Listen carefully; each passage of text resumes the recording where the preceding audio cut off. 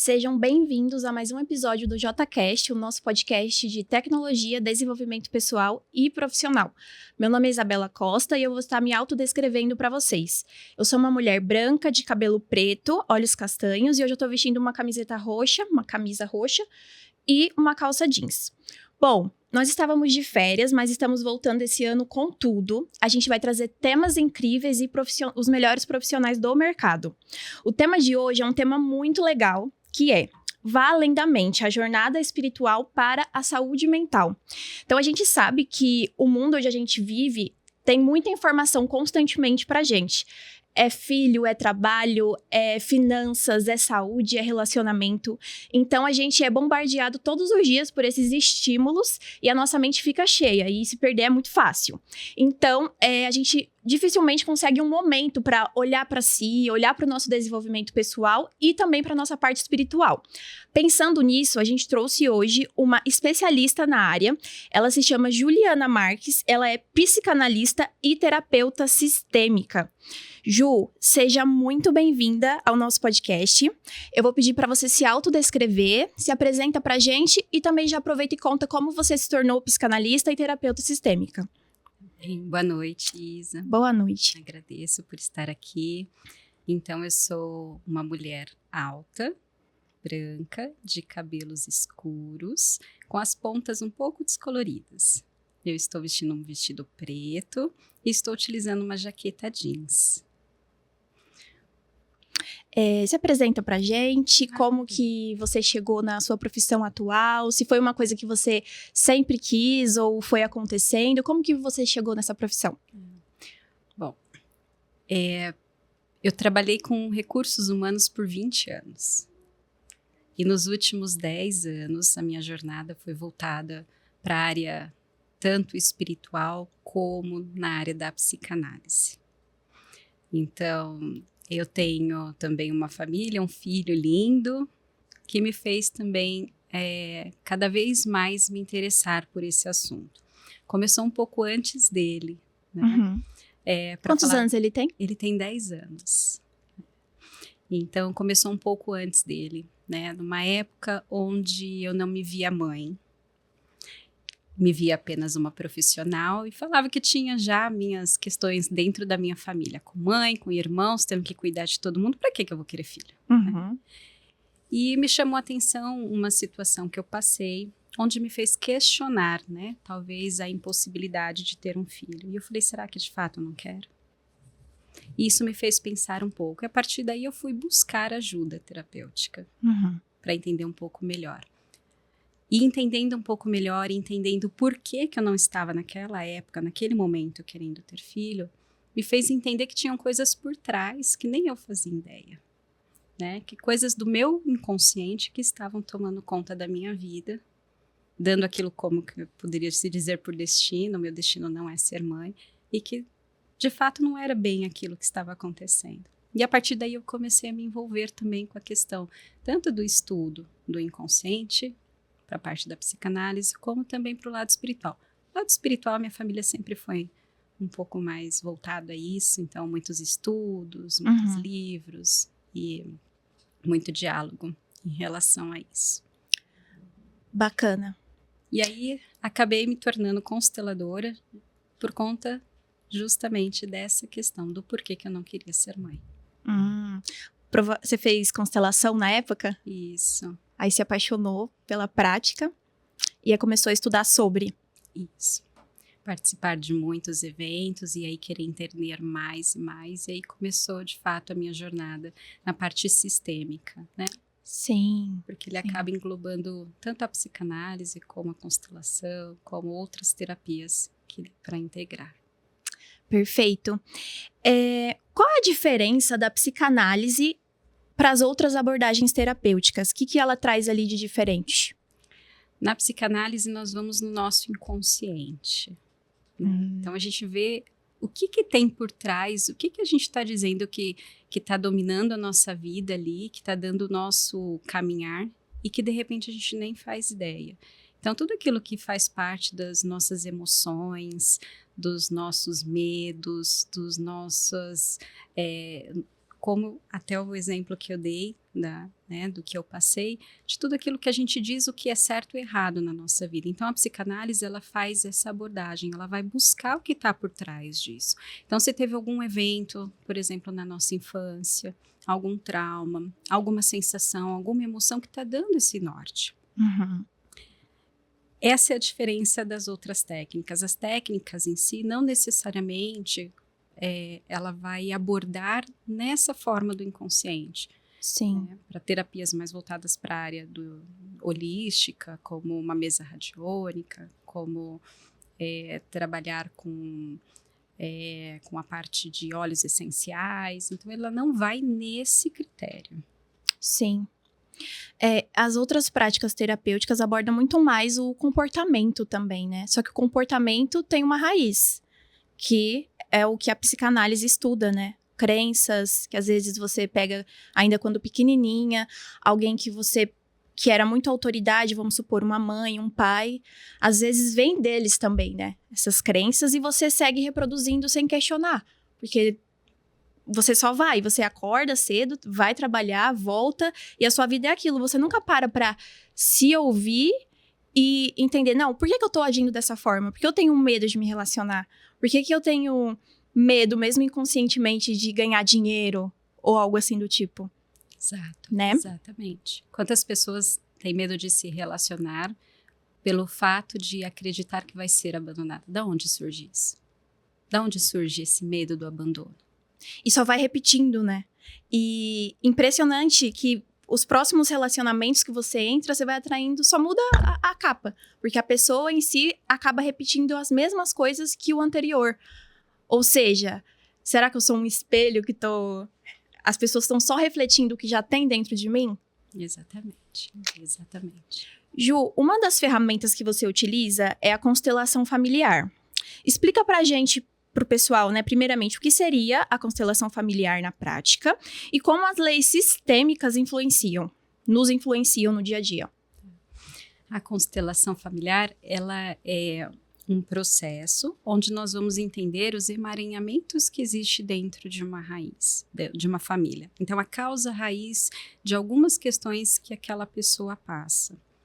Então, às vezes a pessoa está passando por uma situação e ela não sabe exatamente, seja financeiro, seja de relacionamentos, né, seja por medos, e ela não sabe exatamente. Então, na parte da constelação, nós vamos olhar e entender se isso pode vir de algum ancestral ou até mesmo da família de origem, que é aquela família, papai, mamãe e os irmãos. Na constelação, a gente trabalha com as leis sistêmicas, que elas são 3. Então, a gente fala que tem essa premissa, que é do pertencimento, da ordem e da hierarquia. Então, no pertencimento, a gente fala que, assim, todas as pessoas daquela família, ela tem o direito de pertencer.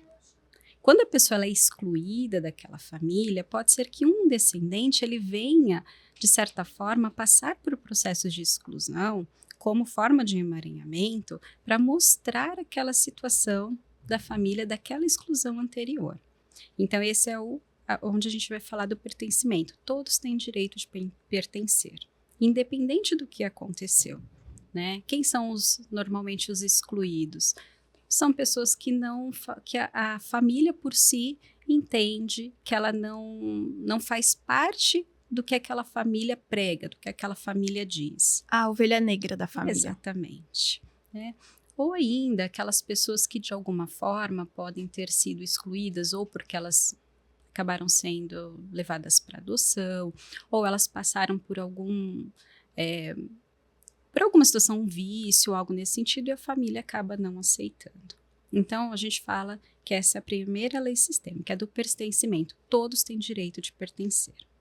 A segunda lei é a ordem. Então, quando a gente inverte a ordem dentro daquela família, começa a desgovernar tudo ali dentro, né? Então, imagina, você tem lá um processo de mamãe, papai e os filhos. Vamos supor que o pai falece. Um dos filhos vai e toma esse lugar do pai. A família está em desordem. Então, esse filho saiu do lugar dele para entrar no papel desse pai e assim ele acaba trazendo a desordem para a família.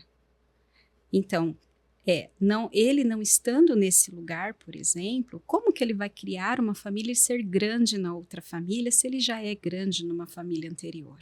Uhum. Né? Como que esses filhos podem respeitar esse irmão que está no lugar de pai e ter essa igualdade em relação a irmãos? Como é que essa mãe pode, de repente, né, continuar a vida, por exemplo, num setor de relacionamentos, sendo que o filho já tem esse lugar? Como é que uma namorada tem espaço de esposa Uhum. se ele já está casado com a mamãe? Então, é isso que a gente vai falando da ordem, do quanto é importante ter a ordem dentro desse sistema. E a terceira é a do equilíbrio. Né? Então, o equilíbrio entre as pessoas, o dar e receber. Né? Quem dá demais, uma hora cansa. Sim. Quem recebe demais acha que não está na igualdade e também pode querer ir embora. Então, todas as relações, elas precisam seguir essas 3 leis sistêmicas. Perfeito. E eu imagino que quando a gente fala de lei, a gente já entende que a gente tem que acatar, né, a lei. E o que pode acontecer de consequência quando a pessoa quebra uma dessas leis? Bom, ela pode ter várias desordens na vida dela. Em várias áreas. Em várias áreas. Vou dar um exemplo aqui. Se por um acaso, a pessoa, igual esse exemplo que eu dei antes, a pessoa ela acaba assumindo um papel. E eu vou até mudar um pouco os papéis para ficar mais confuso. Né? Imagina ali que dentro daquela família, né, a mãe ela fica viúva e uma das filhas assume esse papel, né, do pai, de cuidar dos irmãos, de cuidar dessa mãe. Em algum momento ela até acaba rebaixando essa mãe. Quando ela faz isso, de tirar a mãe do lugar, o pai do lugar, ela começa a não ter uma fluidez no seu financeiro. Né? Por quê? Porque ela está em desordem. A mãe, essa questão do financeiro. Se a mãe não tem força dentro dessa família, como ela pode ter força para prosperar? Né? Quando ela fala, vou me relacionar, vou ter um casamento, ela já está casada. Energeticamente falando. Isso. Quando a gente vai falar dos irmãos, por exemplo, quem que está no papel de irmão? Ela era a filha mais velha, por exemplo, então o segundo filho precisa assumir o papel de primeiro filho, mas ao mesmo tempo de segundo filho. Então, ele acaba assumindo, é igual uma mesa de jantar, ele tem que sentar em 2 cadeiras ao mesmo tempo. Sim. Então, é uma troca de cadeiras muito grande. Então, isso pode afetar na parte do financeiro, das profissões, porque eu preciso ter aquela profissão certa para sustentar toda a minha família, e não necessariamente que está no meu propósito. Né? Eu passo a ter problema nos meus relacionamentos. Não, total. Acho que relacionamentos, nesse exemplo que você deu, seria péssimo, porque ela tá totalmente na energia masculina. Se ela assumir o lugar do pai dela, dificilmente ela vai ter êxito no relacionamento dela. Porque ela vai ali querer assumir o papel do homem também no outro relacionamento dela. Perfeito. Ju, ainda falando de constelação familiar, qual a relação da constelação familiar com os conceitos da mesa radiônica? Como elas se relacionam? Se uma complementa a outra ou se é totalmente diferente? Bom, na parte da mesa, nós vamos trabalhar bastante a questão energética, né? E até, de certa forma, espiritual. Eu falo que elas acabam se complementando. Né? Na constelação, a gente traz muito à tona uma questão para a consciência, porque quando a gente toma consciência de algo, de uma situação, as chances daquilo se repetir diminuem, porque eu já entendi o que acontece. Mas às vezes a pessoa precisa daquele empurrão. Tá, eu entendi, Ju, eu sei o que fazer, mas eu não sei como, tá me faltando energia, tá me faltando força. Então a gente fala que é aquela puxadinha para a pessoa ser levada e conseguir de fato, né, trazer o que veio à consciência para frente, para a resolução. Elas precisam trabalhar juntas? Não, não precisam. Porque tem aspectos que a gente às vezes só está cansado, tem algumas baixas energéticas e dá para a gente trabalhar só a mesa, né? Mas quando a gente trabalha com elas em conjunto, eu dou um exemplo que é assim. Você vai no médico e faz um exame. E aí, de repente, naquele exame deu uma baixa de vitamina. Aí o médico fala assim, ó, se você comer esse alimento, você volta a ter essa vitamina. Mas quanto tempo vai demorar para você ter essa vitamina de volta no corpo? Alguns dias, meses. Então, você vai e acaba, de repente, fazendo uma suplementação. Para quê? Para que isso volte ao normal com mais agilidade. Então, eu falo que é isso. Na mesa radiônica, é como se fosse esse gás que a pessoa precisa ter, sabe? Essa suplementação que ela precisa. Ela já tomou consciência. Aí, ali só vem para deixar tudo um pouquinho mais equilibrado. Você já teve algum caso que o paciente passou na mesa radiônica e você identificou alguma coisa e ele precisou depois ir para constelação familiar? Sim, já identifiquei. Uma situação onde a pessoa ela veio porque ela estava se sentindo muito cansada, ela estava trazendo uma questão profissional para trabalhar na mesa. Ela falou, olha, eu não consigo sair disso, então eu faço a mesa radiônica, parece que eu começo a ter clareza do que eu quero, mas de repente eu volto tudo atrás, né? Parece que o negócio não anda, flui por 3, 4 meses, 5 meses e depois parece que o negócio volta para trás. E aí, na mesa eu consegui identificar, né, de que ela tinha uma lealdade familiar. Então, assim, o propósito de vida dela, o que ela gostaria de fato de fazer, não tinha nada a ver com aquela profissão de que ela tinha assumido, né? No caso, ela era uma advogada. Então, ela estava seguindo ali, ela estava indo, ela conseguia. Mas quando ela estava caminhando, o negócio estava fluindo, os clientes dela, os processos, enfim, o negócio travava de novo. Não conseguia prosperar de forma relevante. Exato. Então, trazendo para a parte da constelação, né, o que foi visto ali? De que, de fato, ela estava seguindo essa carreira porque a família era uma família de advogados. É isso, tem muito, né? Então, ela precisava olhar para aquilo, entender aquilo, se era ali mesmo que ela queria estar, se era de fato que ela entende sendo da jornada dela, para dela decidir qual caminho seguir. Só a mesa não iria funcionar nesse caso. Sim, total. Nesse caso, uma complementou a outra, de fato, né? Isso. E você percebe algum tipo de resistência das pessoas quando o assunto é terapia holística? E se sim, como que você lida com isso nos seus atendimentos, no seu dia a dia? Sim, tem bastante resistência, principalmente quando a pessoa não conhece, não sabe. Não fala assim, é terapia holística. Ixi, a pessoa já vai mexer os pauzinhos dela, vai mexer de espírito, religião, né? E não tem nada a ver isso, né? A parte holística, a gente fala que é o todo, é o holos. Então, é você tratar a pessoa como de forma geral. Então, existe uma resistência por parte de algumas pessoas, principalmente quando elas não dão essa primeira abertura de fazer, de conhecer, de experimentar, de sentir, né? Então, normalmente, o que eu faço? Eu deixo bem claro que não substitui a medicina, não substitui um processo terapêutico de autoconhecimento. Ela é uma terapia complementar. É só para agregar tudo que ela já está fazendo. E aí, fazendo a primeira vez, normalmente a pessoa, depois ela continua, quebra, se apaixona. Né? Aí quebra aquilo e aí começa a indicar para os amigos. Exato. Isso que você falou é muito importante. Uma coisa não anula a outra, né? Porque você tá passando num terapeuta holístico que você não vai no médico, por exemplo. Eu tenho colegas meus que falam, tô tão cansado, sem energia. Quando vai ver, tem 5 anos que não faz o check-up. É energia negativa ou é as vitaminas que estão em falta? Então, você tem que ir dando os checkzinhos em todas as áreas. Uma não vai anular a outra. Você tem que ir lá fazer seu check-up anual. Você pode sim na terapia convencional. E também nessas técnicas, né, que o pessoal faz, essas terapias holísticas, que também são super, super válidas.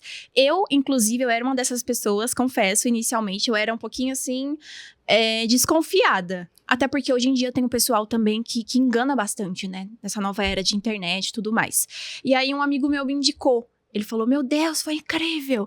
Aí, quando é amigo indicando, você fala, eu confio nessa pessoa, então vamos lá ver. E aí, você passa e a pessoa, tipo, revela tudo. Aí você fala, não é possível isso aqui. Aí você já manda no WhatsApp, gente, anota esse contato. É muito bom. Muitas pessoas, Ju, falam da conexão do propósito de vida. Como que a mesa radiônica ou a constelação ajuda nesse processo de encontrar o seu propósito de vida? Legal. Elas podem auxiliar, primeiro, né, para entender se a pessoa de fato ela está conectada a esse propósito. O que é estar conectado a esse propósito? É saber ligar aquilo que de fato tem de desejo dentro dela, de vontade, aquilo que ela se sente bem com, de fato, com o que ela está fazendo. Na constelação, a gente consegue trazer isso à Clara, para entender se ela tem algum emaranhamento familiar, se ela está fazendo algum tipo de honra para alguém da família de alguma forma. Uhum. E na mesa radiônica consegue trazer mais clareza. Então, é como se a gente abrisse alguns caminhos, tirasse algumas vendas que podem estar na frente dessa pessoa. Igual esse exemplo que eu dei agora há pouco, né? Uhum. Então, a pessoa ela pode, de certa forma, de repente achar que ela está no propósito de vida dela e não ser feliz. Ou ela pode, de alguma forma, não saber se ela está dentro do propósito, porque alguém impôs para ela, Uhum. né?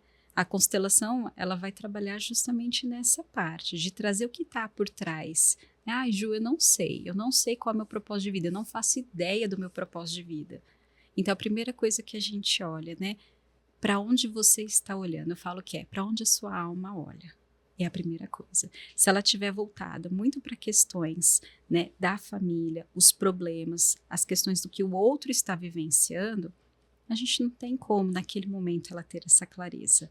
A constelação vai ajudar. Sim. E a mesa, de certa forma, ela vai tirar alguns bloqueios que podem estar ali junto dela. Né? Energias também podem influenciar, né, para estar atrapalhando. Demais. Sim. Esse tema de propósito de vida eu acho bem complexo. Acho que daria um episódio só disso, né? Exato. E acho que o pessoal também coloca muita responsabilidade em cima disso. Meu Deus, eu tenho que descobrir urgentemente o meu propósito de vida. E isso acaba bloqueando algumas pessoas de ter a ação. E eu acredito muito que uma das formas de você se aproximar do seu propósito de vida, óbvio que não é uma receita de bolo, é você agir de fato. Porque às vezes quando você tá trabalhando ali em alguma coisa, você fala, caraca, como isso me deixa feliz, como isso enche o meu coração de alegria. Talvez por aqui, talvez não seja aqui, mas talvez aqui tenha um caminho de algo que eu possa encontrar ou me aproximar pelo menos do meu propósito de vida. Então, acho a ação muito importante. Não tem como encontrar o propósito de vida de forma rápida, acredito eu. Eu acredito que tem gente, infelizmente, que morre sem saber o propósito de vida, dependendo. Então, é uma jornada de autoconhecimento, né? E usar essas ferramentas que você usa é incrível. Pra auxiliar e a pessoa se aproximar mesmo. Posso dar um exemplo? Pode. Essa semana que passou, veio uma pessoa me perguntar, né? Como que ela poderia identificar? Porque todas as áreas da vida dela, ela falou que ela estava infeliz. Não tinha uma área que estava se salvando ali. Eita. E aí ela veio para fazer uma constelação para entender. E quando a gente coloca, né, na constelação, a gente percebe claramente o quanto essa pessoa ela estava tão voltada aos problemas das outras pessoas que não tinha como ela olhar de fato o que era o propósito da vida dela. Dava nem tempo, né? Não dava. Porque ela estava resolvendo tantas questões ali, tantos problemas, porque ela mesma ela estava em segundo plano. Né? Então, quando a gente vai falar da felicidade, do se sentir bem, ela tem que estar em primeiro lugar naquele momento. Sim. Naquele momento ela tem que estar. Não quer dizer que ela não vai fazer pelos outros. Mas ela não vai conseguir ter esse olhar. Aí ela pode fazer mesa radiônica, vai ajudar. Mas se ela voltar e continuar fazendo exatamente aquilo que ela estava fazendo antes, então o propósito, que nem no campo dela, que ficou lá no cantinho excluído de tudo, não consegue chegar perto. Sim. Você pode abrir os caminhos lá, você vai lá, você limpa todas as energias, limpa tudo. Mas se ela volta a ter a mesma ação de antes, por mais que ela tenha ali adquirido conhecimento, pedido algumas dicas, não vai. Não serve de nada. Descobri meu propósito, legal. E aí, faça alguma coisa por isso, Exatamente. né? Senão não adianta. Muitas pessoas, Gil, buscam a espiritualidade quando tá em crise. Muitas mesmo, e eu já fui uma dessas pessoas. Quais dicas você daria para o pessoal encontrar o equilíbrio entre o espiritual e o material? Porque a gente tá numa era que o pessoal tá atrás do material. E é necessário, né? Essa busca pelo material, pelo dinheiro. Mas o pessoal acaba deixando de lado a espiritualidade. Que dica você deixaria pro pessoal? Equilibrar isso tudo aí. Primeiro, entender que os dois têm que trabalhar junto. Né? Nem tanto um, nem tanto o outro, né? É trazer para o material a questão do espiritual. Como você disse, grande parte das pessoas é na hora da dor que acaba buscando, né? Para tentar entender ou até para achar um culpado. Tem pessoas que acabam indo nesse sentido. Eu quero Sim. entender, não são minhas ações. Não é o meu corpo na matéria, o meu pensamento na matéria que está, de certa forma, causando isso. Então, eu falo que o equilíbrio é a questão do diário. Então, é de fato ter bons pensamentos, é se conhecer, né? É manter no dia a dia a gratidão, mas é a gratidão verdadeira. Sim. Né? É trazer para o dia a dia a espiritualidade, e a gente não está falando de que a pessoa ela tem que ficar 100% do tempo e não necessariamente separar apenas um período do tempo, mas é isso no dia a dia. Né? Então, nas suas relações, manter bons pensamentos, manter uma boa vibração, lembrar que as ações, elas também fazem parte da espiritualidade, então não adianta nada, né? Total, acredito muito nisso. Todo Eu dia. ouvi uma pessoa muito influente falando isso também. Vamos supor que você meditou a manhã inteira. Aí saiu pra fora e chutou até os cachorros da rua. Não adiantou de nada. Era melhor nem ter meditado. Exatamente. Então, ela tem que ter... A ação é muito importante. Exatamente. Trazer o espiritual para a ação. Sim. Perfeito. Você percebe que existe conexão com o que você trabalha de psicanálise com as abordagens energéticas das terapias? Porque tem um pessoal que trabalha só com psicanálise e outro só com as terapias integrativas. Você trabalha com os dois. Você consegue aí unir os dois? Sim, com certeza. Como funciona? Quando a pessoa ela vai procurar apenas a psicanálise, porque de fato ela não acredita e ela... tá tudo bem, ela vai ali, ela vai trazer as respostas que ela precisa e ela vai ressignificar as questões que ela precisa ressignificar. Porém, na minha visão, eu olho como um todo.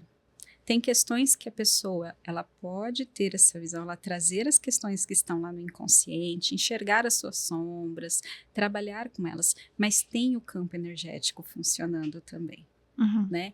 Nós estamos em ambiente que o tempo inteiro nós somos influenciados por esse ambiente, assim como nós influenciamos o ambiente também. Sim. Né? Então, vamos dar um exemplo. Você chega no seu ambiente de trabalho lá com um monte de gente, você chega e dá um bom dia para todo mundo com um sorriso. Você vai ter gente que vai te responder com um sorriso e gente que não. Sim. Se você mudar o seu bom dia porque alguém não te sorriu, aquela pessoa já trouxe uma energia para o ambiente. Teve um poder em cima de você. Exatamente. Então, eu entendo que tudo tem que trabalhar como uma forma, igual a gente vai no médico. Você vai no terapeuta para fazer a terapia. Você vai no médico convencional porque você ficou com uma dor. Você vai, por exemplo, na estética para cuidar, né, do corpo. Então, eu entendo que todos fazem parte de um só. É um conjunto. Né? E agregando a gente começa tanto pelo mental quanto também para o lado energético. Um ajuda e complementa o outro. Perfeito. A próxima pergunta, acredito que você falou um pouquinho dela já também, mas é basicamente como você vê a espiritualidade no contexto do dia a dia. Se é algo reservado para momentos específicos ou se dá para integrar em tudo. Acho que é um pouquinho do que você já falou, né? Dá para integrar em tudo, né? Como eu disse, se você... Por exemplo, faz a sua prática espiritual. E aí não tem nada a ver com religião em si. Mas você faz a sua prática espiritual. E aí você, de repente, né, não é agradável com o coleguinha. Ou mantém maus pensamentos em relação ao coleguinha. Né? Ou ainda você tem uma prática, mas aquilo que você aprende sobre agradecer, sobre a gratidão, e depois você está reclamando o dia inteiro, uma coisa não vai funcionar com a outra. Não tem coerência. É trazer para as ações, é trazer para a matéria aquilo que você aprende no espiritual. Ter as decisões de acordo com o que você aprende, do que você trabalha no seu lado espiritual. Perfeito. Outra forma também, complementando, da gente achar um equilíbrio aí entre espiritual, mental, é você pegar pequenos momentos do dia para você ter esses seus momentos também de espiritualidade. e conexão com a sua mente, para você ouvir a sua mente, até linka com o propósito também. Que momento que eu vou descobrir meu propósito se minha mente está ocupada 24 horas por dia? Então, vou acordar mais cedo, vou fazer um café da manhã bem gostoso, vou olhar o sol nascer, vou fazer a minha prática de gratidão. Ali de manhã eu tenho aquele meu momentinho, a minha espiritualidade, tem um pessoal que gosta de fazer devocional.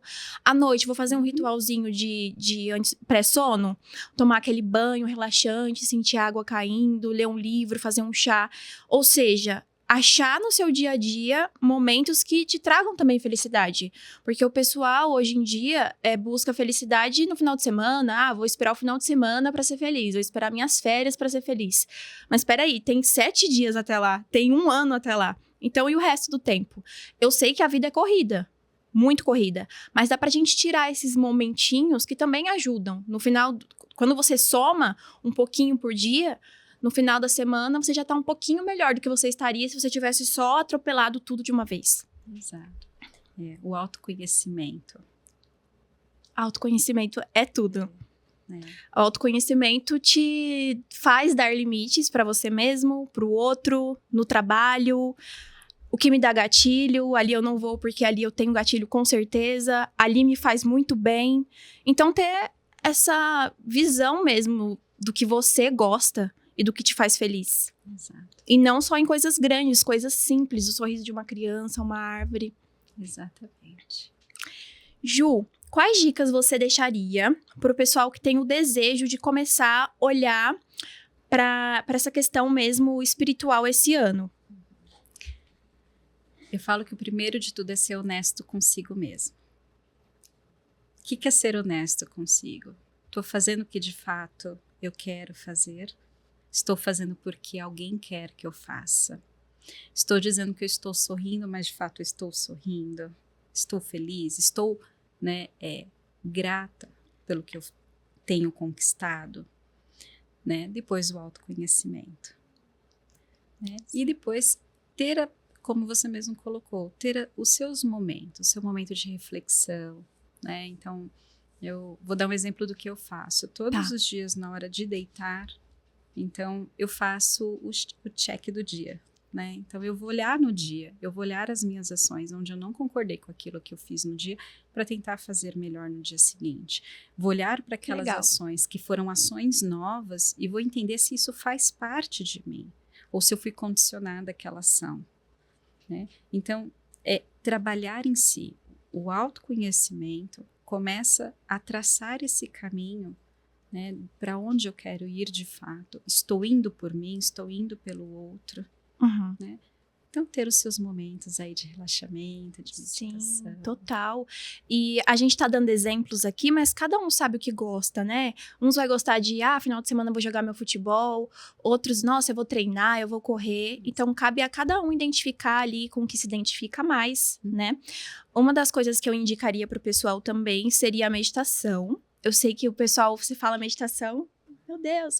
Eu mesma, a primeira vez que eu fui meditar na minha vida, deu 2 minutos. E pra mim parecia, eu tô aqui o dia inteiro. E eu não consegui. Fui bem ainda. Foi bem. Hoje, eu já consigo uns 30 minutos. E assim, com a mente vazia. Porque antes era assim, ó. Vai, levanta, vai lavar a louça. O que você tá fazendo aí? A cabeça, sabe? E a meditação tem acalmado muito a minha mente. Muito, muito mesmo. Eu tenho conseguido trabalhar essas questões de autoconhecimento, o que eu quero, o que eu não quero. Além disso, também, me conectar com as pessoas que eu amo. E a meditação me ajudou nisso. Porque eu tava com as pessoas que eu amo, até com meu filho, às vezes, com a minha mãe. E tava aqui no celular trabalhando. Ou tava pensando na próxima tarefa. E aí, eu tô me conectando no aqui e no agora. Eu já tô aqui, eu vou aproveitar o momento aqui, não adianta eu ficar pensando no que eu vou fazer depois, porque eu não vou adiantar o processo. Tô com meu filho aqui, tô com a minha mãe almoçando, eu vou aproveitar esse momento de fato. É contínuo, é uma tarefa diária, né? Isso. Mas cada dia, quando a gente pega firme e bota ali uma prioridade, a gente pode ver que a gente vai evoluindo bastante com o tempo. Perfeito. Acabamos as nossas perguntas. Eu quero agradecer imensamente, Ju. Foi, assim, demais. Saindo daqui cheia de aprendizado, tenho certeza que o pessoal também. Queria agradecer muito a sua participação. Eu que agradeço pela oportunidade, por estar aqui. E também desejo, assim, que tenha sucesso aí no Assim seja. JCast. Assim seja. Bom, estamos finalizando. A gente vai deixar as redes sociais da Ju aqui embaixo na descrição do vídeo. Vão lá nas redes sociais dela. Ela posta bastante coisa lá, mais profunda, né? Aqui a gente não conseguiu aprofundar tanto quanto que a gente gostaria, mas lá vocês vão encontrar muito mais disso. Lá também tem os contatos dela, porque se você quiser contratar algum serviço para começar aí o seu ano super bem, sem energias negativas, ela é a pessoa ideal para ajudar vocês. E eu já aproveito e peço para vocês também se inscrever nesse canal, curte esse vídeo, compartilha com alguém que você ama, que eu tenho certeza que esse tema vai ajudar um monte de pessoas. E é isso, muito obrigada e até o próximo episódio.